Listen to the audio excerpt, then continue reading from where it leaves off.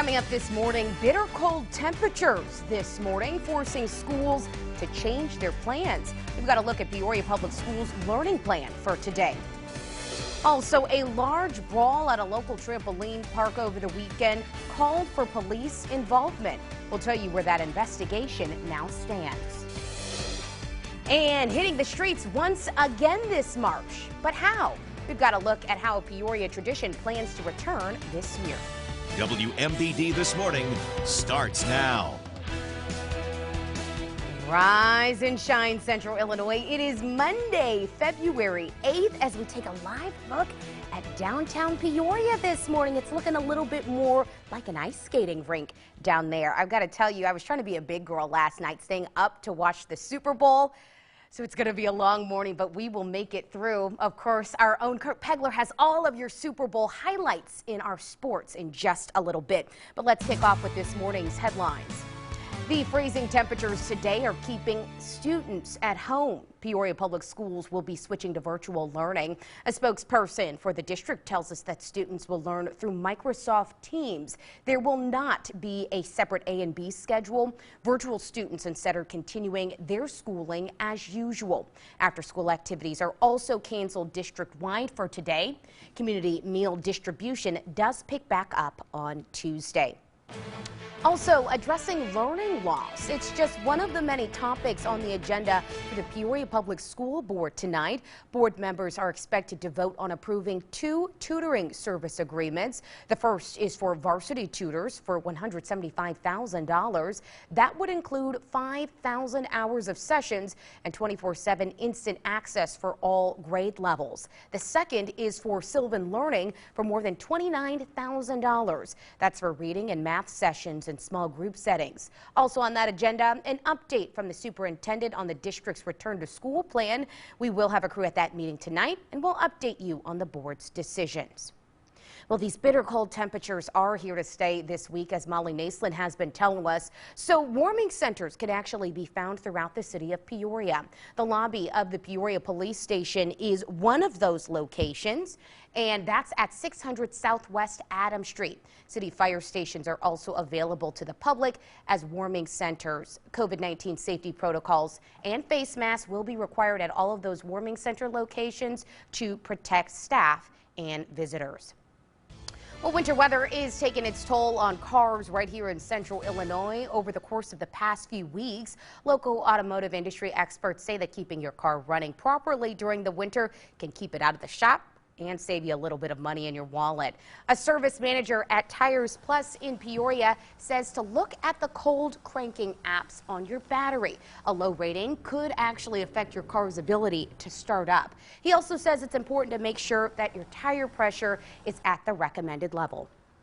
Usually just a couple PSI a day, but now, I mean, say you have other things going on, you might have a nail in there or something, and then that's definitely going to bring it down even faster. He also tells us that maintenance should be a top priority for you. That can lead to fixing problems before it's too late.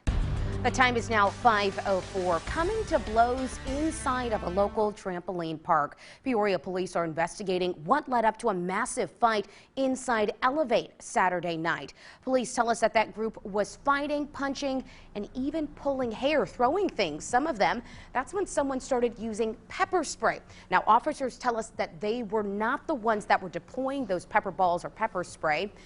Police also tell us that the group eventually left, with the kids being picked up by adults. If you've got any information about someone that might have been involved, Crime Stoppers does want to hear from you right away.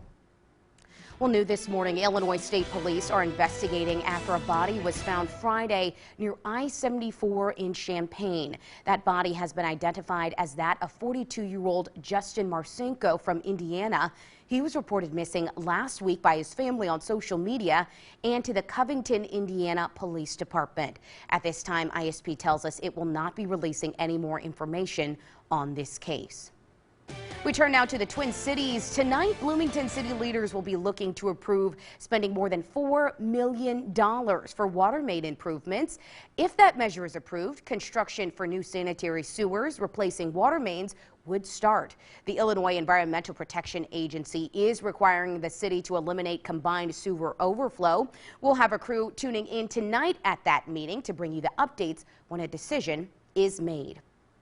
Well, some good news for you here. Peoria's St. Patrick's Day Parade will be happening this year. The St. Patrick's Society posted on Facebook that registration is now open. The society says that the city is allowing the event as long as COVID-19 guidelines are being followed. Because of that, the parade will be in a drive-through format. Participants will be assigned a spot along the parade route, and cars will drive along the route to see the decorated floats and some of the vehicles. That parade, of course, was canceled last year because of the pandemic. Two Peoria organizations are teaming up to give Valentines to kids with cancer at the Heller Center at OSF Children's Hospital of Illinois.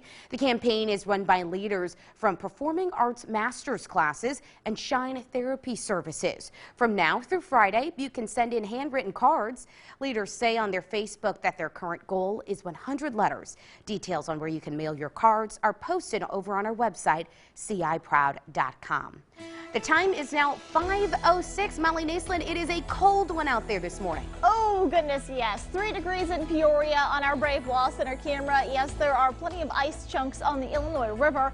You do have a yellow light on your commute this morning. Now, crews have started to be out and about, but a yellow light as roads are still a little bit on the slippery side.